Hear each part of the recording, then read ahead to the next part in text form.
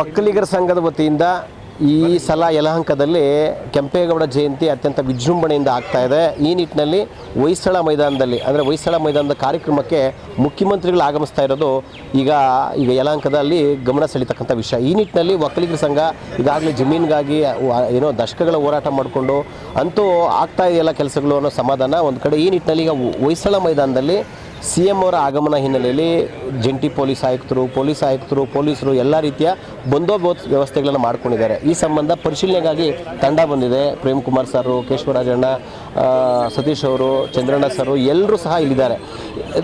ದಾನೇಗೌಡ sir ಇದ್ದಾರೆ. ಎಲ್ಲರೂ ಒಕ್ಕಲಿಗ ಸಂಘದ ಏನು ಪ್ರಮುಖರಿದ್ದಾರೆ, ಎಲ್ಲರೂ ಇದ್ದಾರೆ. ಈ ನಿಟ್ಟಿನಲ್ಲಿ ಸಿದ್ಧತೆಗಳೇನಾಗ್ತಾ ಇದೆ ಕೇಳೋಣ. ಕೇಶವ ಸರ್, ಯಾವ ರೀತಿ ಸಿದ್ಧತೆಗಳಾಗ್ತಾ ಇದೆ ಕಾರ್ಯಕ್ರಮಕ್ಕೆ? ಇಲ್ಲಿ ಚೀಫ್ ಮಿನಿಸ್ಟರ್ ಬರೋದ್ರಿಂದ ಮುಖ್ಯಮಂತ್ರಿಗಳು ಬಂದಮೇಲೆ ಅದಕ್ಕೆ ಭದ್ರತೆ ಹೇಗೆ ಯಾವ ಥರ ಬರಬೇಕು, ಜನ ಯಾವ ಥರ ಸಾವಿರಾರು ಸಂಖ್ಯೆ ಬರೋದ್ರಿಂದ ಅವ್ರಿಗೆ ಅದು ಯಾವುದೇ ಥರ ಡಿಸ್ಟರ್ಬೆನ್ಸ್ ಆಗಬಾರ್ದು. ಸೊ ಇಲ್ಲಿ 2 ಗೇಟ್ ಇದೆ. ನಾವು ಇವಾಗ ಸ್ಟೇಜ್ ಇಲ್ಲಿ ಒಬ್ಬೊಬ್ರದ್ದೊಂದು ಅಭಿಪ್ರಾಯ ಬಂತು. ಇವಾಗ ಇಲ್ಲಿ ಬಂದರೆ ಅವರು ಯಾಕಂದರೆ ಚೀಫ್ ಮಿನಿಸ್ಟರ್ ಇಲ್ಲಾಂದರೆ ಬೇರೆ ಎಲ್ಲಿ ಬೇಕೋ ನಿಲ್ಲಿಸ್ಬೋದು. ಈಗ ಪೊಲೀಸ್ ಅವ್ರದ್ದೇ ಒಂದು ಪ್ರೋಟೋಕಾಲ್ ಇರ್ತದೆ. ಅದ್ರ ಪ್ರಕಾರ ಅವರು ಒಂದು ಡ್ರಾಯಿಂಗ್ ಕೊಟ್ಟಿದ್ದಾರೆ. ಅವ್ರು ಇಲ್ಲಿ ಬಂದು ಅದ್ರ ಪ್ರಕಾರ ನಾವು ಒಂದು 100 ಅಡಿಯಲ್ಲಿ ನಡ್ಕೊಂಬಂದು ಇಲ್ಲಿ ಸ್ಟೇಜಲ್ಲಿ ಮುಖ್ಯಮಂತ್ರಿಗಳನ್ನ ಕರ್ಕೊಂಬಂದು ಇದು ಮಾಡಿ ಆಮೇಲೆ ಮಾಲಾರ್ಪಣೆ ಸ್ಟ್ಯಾಚ್ಯೂಗೆ ಮಾಡಿಸ್ಬಿಟ್ಟು ಏನೊಂದು ಕಾರ್ಯಕ್ರಮ ಅವ್ರು 20 ನಿಮಿಷ ಅಂತ ಹೇಳಿದ್ದಾರೆ, ಅದನ್ನ ಮುಗಿಸ್ಕೊಂಡು ಅವರು ಕೊಡ್ತಾರೆ. ಓಕೆ.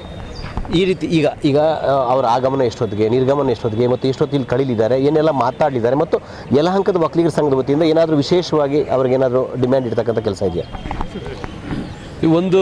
ನೀವು ನೋಡಿದಾಗೆ ಒಂದು ಯಲಹಂಕದಲ್ಲಿ ಹಬ್ಬದ ವಾತಾವರಣ ನಿರ್ಮಾಣ ಆಗಿದೆ ಕಳೆದ ಒಂದು ವಾರದಿಂದ. ಕಾರಣ ಏನಂತಂದರೆ ಕೆಂಪೇಗೌಡ ಜಯಂತಿಗೆ ಇಷ್ಟೊಂದು ಅದ್ಧೂರಿಯಾಗಿ ಯಾವ ವರ್ಷ ಕೂಡ ಆಗಿರಲಿಲ್ಲ. ಈ ವರ್ಷ ಪ್ರಥಮ ಬಾರಿಗೆ ಒಕ್ಕಲಿಗರ ಸಂಘ ನೇತೃತ್ವ ವಹಿಸಿಕೊಂಡು ಎಲ್ಲ ಸಮುದಾಯದವ್ರನ್ನ ಸೇರಿಸ್ಕೊಂಡು ಭಾಳ ವಿಜೃಂಭಣೆಯನ್ನು ಮಾಡಲಿಕ್ಕೆ ಸಿದ್ಧತೆಯನ್ನು ನಡೆಸಿದೆ.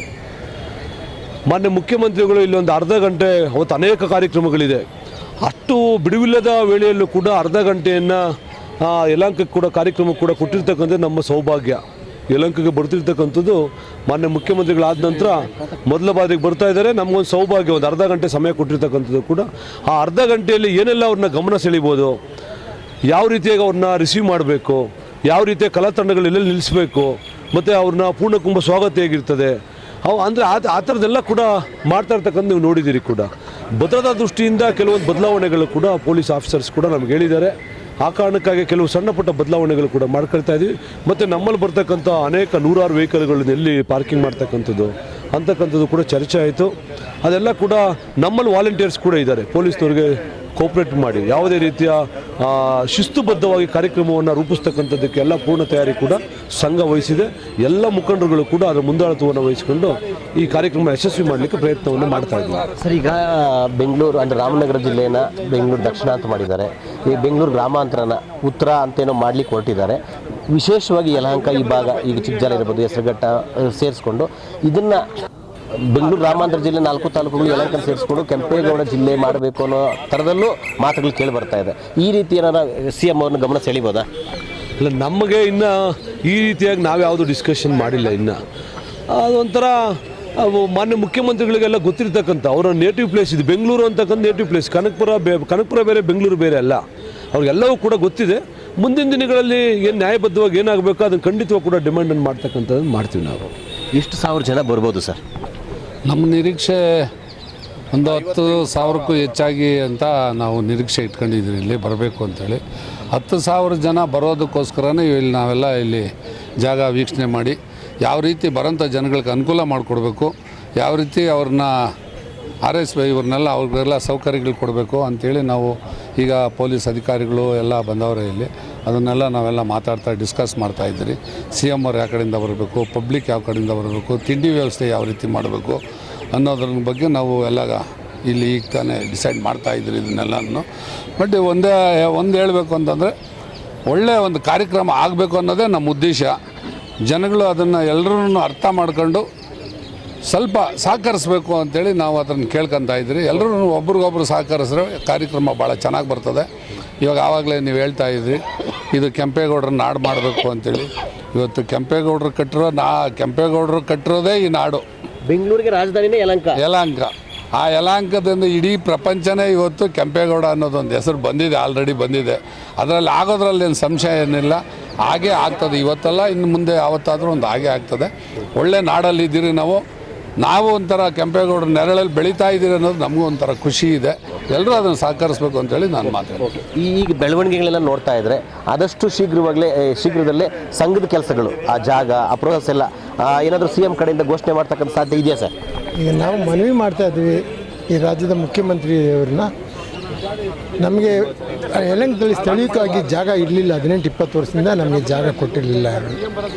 ಈಗಾಗಲೇ ಸುಮಾರು ನಮ್ಮ ಗಂಡಗಾಣಿ ಕೃಷ್ಣಪ್ಪದವ್ರ ನೇತೃತ್ವದಲ್ಲಿ ಹೋರಾಟ ಮಾಡಿ ಈಗ ಒಂದು ಜಾಗವನ್ನು ಹುಡುಕಿ ಅದನ್ನು ಒಂದು 1.25 ಕೋಟಿ ರೂಪಾಯಿ ಹಣವನ್ನು ಕೂಡ ಕೊಟ್ಟಿದ್ದೀವಿ. ನಾವು ಇನ್ನು ಹಣ ಕಟ್ಟಬೇಕಾಗಿದೆ, 3 ಕೋಟಿ ಚಿಲ್ಲರೆ ಇರ್ತದೆ. ಹಾಗಾಗಿ ನಾವು ಮಾನ್ಯ ಮುಖ್ಯಮಂತ್ರಿ ಮನವಿ ಮಾಡ್ತೀವಿ, ಈ ಜಾಗಕ್ಕೆ ನಮಗೆ ಫ್ರೀಯಾಗಿ ಮಾಡಿಕೊಡ್ಬೇಕು. ಮತ್ತು ಹೆಚ್ಚಿನಾಗಿ ಜನಸಂಖ್ಯೆ ಇಲ್ಲಿ ಜಾಸ್ತಿ ಇರೋದರಿಂದ 2-2.5 ಲಕ್ಷ ಜನ ನಮ್ಮ ಒಕ್ಕಲಿಗರ ಜನಾಂಗ ಇರೋದರಿಂದ ನಮಗೆ ಮುಂದಿನ ಪೀಳಿಗೆಗೋಸ್ಕರ ಜಾಗ ಬೇಕಾಗುತ್ತೆ. ಹಾಗಾಗಿ ನಾವು ಮನವಿ ಮಾಡ್ತೀವಿ ಆವತ್ತು ಸಾಹೇಬ್ರು ಬರೋ ದಿವಸ. ಪ್ರೇಮ್ ಕುಮಾರ್ ಸರ್, ಬರುವಂಥ ಜನರಿಗೆ ಏನು ಹೇಳ್ತೀರಾ? ಬರುವಂಥ ಜನರಿಗೆ ನಾವೆಲ್ಲ ಈ ಕೆಂಪೇಗೌಡರ ನಾಡಲ್ಲಿ ಹುಟ್ಟಿರೋ ಜನ ನಾವೆಲ್ಲ ತುಂಬ ವಿಜೃಂಭಣೆಯಿಂದ ಈ ಕಾರ್ಯಕ್ರಮನ ಯಶಸ್ವಿಯಾಗಿ ಹಬ್ಬದ ವಾತಾವರಣ ಥರದಲ್ಲಿ ಆಚರಿಸ್ಬೇಕು ಅಂತ ಎಲ್ಲ ಜನಗಳಿಗೂ ಕರೆ ಕೊಟ್ಟಿದ್ದೀವಿ. ನನ್ನಂದಾಜು ಒಂದು 15,000 ಜನ ಬರೋ ನಿರೀಕ್ಷೆ ಇದೆ. ಬರಲಿ, ನಮಗೆ ಅದು ತುಂಬ ಖುಷಿಯಾದ ವಿಚಾರ ಇದು. ಈಗ ಎಷ್ಟೊತ್ತಿಗೆ ವಾಕಥಾನ್ ಪ್ರಾರಂಭ ಆಗುತ್ತೆ? ಮೆರವಣಿಗೆ ಪ್ರೋಸೆಸ್ ಯಾವ ರೀತಿ ಇರುತ್ತೆ ಸರ್? ವಾಕಥಾನು ಬೆಳಿಗ್ಗೆ 7 ಗಂಟೆಗೆ ಶುರುವಾಗುತ್ತೆ. ನಾನು ಈಗ ನಿಮ್ಗೆ ಆ ರೂಟ್ ಮ್ಯಾಪು ಎಲ್ಲ ಕಳಿಸ್ತೀನಿ, ಎಲ್ಲ ನಮ್ಮ ಜೊತೆಲಿದೆ. ಈಗ ಅದು ಪಾಂಪ್ಲೆಟಲ್ಲಿ ಕೂಡ ಪ್ರಿಂಟ್ ಆಗುತ್ತೆ. ಬೆಳಗ್ಗೆ ಒಂದು 6,000 ಜನದ ನಿರೀಕ್ಷೆ ಇದೆ ವಾಕಥಾನಲ್ಲಿ ಬರ್ತಾರೆ ಅಂತೇಳಿ. ಸೊ ವಾಕಥಾನ್ ಮುಗಿಸ್ಕೊಂಡು ನಾವು 8:30 ಇಲ್ಲಿ ಬಂದು ತಲುಪಿದ ಕೂಡಲೇ ಎಲ್ಲ ಸುಸಜ್ಜಿತವಾಗಿ ತಿಂಡಿ ಮುಗಿಸಿ ಕಾರ್ಯಕ್ರಮದ ಒಂದು ಶಿಸ್ತನ್ನು ಕಾಪಾಡ್ಕೊಂಡು ಜನ ಎಲ್ಲ ಕುಂತ್ಕೊಳ್ತೀವಿ ಇಲ್ಲಿ. ಮತ್ತು ಓವರಾಲ್ ಒಂದು 10,000ಕ್ಕಿಂತ ಹೆಚ್ಚು ಜನ ನಿರೀಕ್ಷೆ ನಾವು ಮಾಡ್ತಿದ್ದೀವಿ. ಅಷ್ಟು ಜನ ಭಾಗವಹಿಸೋದ್ರಲ್ಲಿ ಯಾವ ಸಂದೇಹವೂ ಇಲ್ಲ. ಏಕೆಂದರೆ ಒಕ್ಕಲಿಗರ ಸಮಿತಿ ಇದೆಯಲ್ಲ, ಬೆಂಗಳೂರು ಉತ್ತರ ಒಕ್ಕಲಿಗರ ಸಮಿತಿ ಯಲಹಂಕ ಭಾಗದ್ದು, ಇದು ಮೊದಲನೇ ಬಾರಿಗೆ ಈ ಥರದೊಂದು ಹಬ್ಬದ ಇದನ್ನು ಕ್ರಿಯೇಟ್ ಮಾಡಬೇಕು, ಒಂದು ಅರ್ಥಪೂರ್ಣವಾದ ಕಾರ್ಯಕ್ರಮವನ್ನು ಮಾಡಬೇಕು ಕೆಂಪೇಗೌಡರ ಹೆಸರಲ್ಲಿ ಅಂತ ಹೊರಟಿರೋದು. ಇದೊಂದು ದೊಡ್ಡ ಉದ್ದೇಶ ಇಟ್ಕೊಂಡು ಹೊರಟಿರೋದು. ಸೊ ಹಂಗಾಗಿ CM ಕೂಡ ನಮ್ಮ ಜೊತೆ ಭಾಗವಹಿಸ್ತಿದ್ದಾರೆ. ಅದು ನಮಗೆಲ್ರಿಗೂ ಒಂಥರ ಹೆಮ್ಮೆಯ ವಿಚಾರ. ಹಾಗೆಯೇ ಮಾಜಿ CMಗಳು ಇವತ್ತು ದೇವೇಗೌಡರನ್ನು ಕೂಡ ಕರೆದಾಗಿದೆ, ಅವರು ಕೂಡ ಎಲ್ಲರೂ ಬಂದು ಭಾಗವಹಿಸ್ತೀವಿ ಅಂತ ಹೇಳಿದ್ದಾರೆ. ಇಬ್ಬರು ಸಮುದಾಯದ ಸ್ವಾಮೀಜಿಗಳು ಕೂಡ ಭಾಗವಹಿಸ್ತಿದ್ದಾರೆ, ನಂಜಾವಧೂತರು ಮತ್ತು ನಿರ್ಮಲಾನಂದರು. ಇದೊಂದು ಭಾಳ ಚೆನ್ನಾಗಾಗುತ್ತೆ, ಶಿಸ್ತುಬದ್ಧವಾಗುತ್ತೆ. ಇವಾಗಲೇ DCP ಅವರು ಮತ್ತು ಎಲ್ಲ ಅವರು ಪೊಲೀಸ್ ಸ್ಟಾಫ್ ಬಂದು ಎಲ್ಲ ಇದನ್ನು ಮಾಡ್ಕೊಂಡಿದ್ದಾರೆ. ಎಲ್ಲೆಲ್ಲಿ ಸ್ಟೇಜ್ ಬರಬೇಕು ಏನೋ ಆಶಯ ಸುಸೂತ್ರವಾಗಿ ಆಗಲಿ ಅನ್ನೋದು ಆಶಯ ಅಲ್ಲ, ಅದಕ್ಕಾಗಿ ದುಡಿದು ಸುಸೂತ್ರಗೊಳಿಸ್ತೀವಿ. ಮಾನ್ಯ ಮುಖ್ಯಮಂತ್ರಿ ಸಾಹೇಬರು ಇಲ್ಲಿ ಏರ್ಪೋರ್ಟಲ್ಲಿ ಅಲ್ಲಿನ ಒಂದು ಕಾರ್ಯಕ್ರಮ ಇದೆ. ಕಾರ್ಯಕ್ರಮ ಮುಗಿಸ್ಕೊಂಡು ಯಲಹಂಕ ಈ ಗ್ರೌಂಡ್ಗೆ ಬರ್ತಾರೆ. ಈ ಗ್ರೌಂಡಲ್ಲಿ ನಾವು ಪ್ರೋಗ್ರಾಮ್ ಪ್ಲ್ಯಾನ್ ಮಾಡಿದ್ದಾರೆ. ಪ್ರೋಗ್ರಾಮ್ ಬೆಳಿಗ್ಗೆ ಇಲ್ಲಿ ಲೋಕಲ್ ಜನರಿಂದ ಒಂದು ವಾಕಥಾನನ್ನು ಏರ್ಪಾಡು ಮಾಡಿದ್ದಾರೆ. ವಾಕಥಾನ ಮುಗಿಸ್ಕೊಂಡು ಮತ್ತೆ ಈ ಗ್ರೌಂಡ್ಗೆ ಬಂದ ನಂತರ ಬಂದು ಇಲ್ಲಿ ತಿಂಡಿ ಮಾಡ್ಕೊಳ್ಳೋ ಸಮಯದಲ್ಲಿ ಮಾನ್ಯ ಮುಖ್ಯಮಂತ್ರಿ ಸಾಹೇಬರು ಇಲ್ಲಿ ಬಂದಾಗ ಈ ಪ್ರೋಗ್ರಾಮ್ ಇಲ್ಲಿನೂ ಒಂದು ಆಚರಣೆ ಮಾಡಿ ಇಲ್ಲಿಂದ ಮತ್ತೆ ವಾಪಸ್ ಹೋಗ್ತಾರೆ. ಅದಕ್ಕೆಲ್ಲ ಬಂದೋಬಸ್ತ್ ಏನೋ ಎಲ್ಲ ಪ್ಲ್ಯಾನ್ ಮಾಡ್ತಾ ಇದ್ದೀವಿ. ಈಗ ನಮ್ಮ DCP ಅವರು ಇಲ್ಲಿದ್ದಾರೆ, ಎಲ್ಲ ಆಫೀಸರ್ಸು. ಮತ್ತು ಈ ಜೊತೆಯಲ್ಲಿ ಬೇರೆ ಬೇರೆ ಕಾರ್ಯಕ್ರಮಗಳಿದೆ, ಈ ಗಿಡ ನಡೆಯುವ ಪ್ರೋಗ್ರಾಮ್ ಅದೆಲ್ಲ ಇದೆ. ಸೊ ಆ ಪ್ರೋಗ್ರಾಮ್ಗೆಲ್ಲನೂ ಬಂದೋಬಸ್ತ್ ಮಾಡ್ಕೊಂಡಿದ್ದೀವಿ. ಈ ಪ್ರೋಗ್ರಾಮು ಎಲ್ಲ ರೀತಿಯಲ್ಲಿ ನಾವು ವ್ಯವಸ್ಥೆ ಮಾಡ್ಕೊಂಡಿದ್ದೀವಿ. ಆಗಲೇಬೇಕು.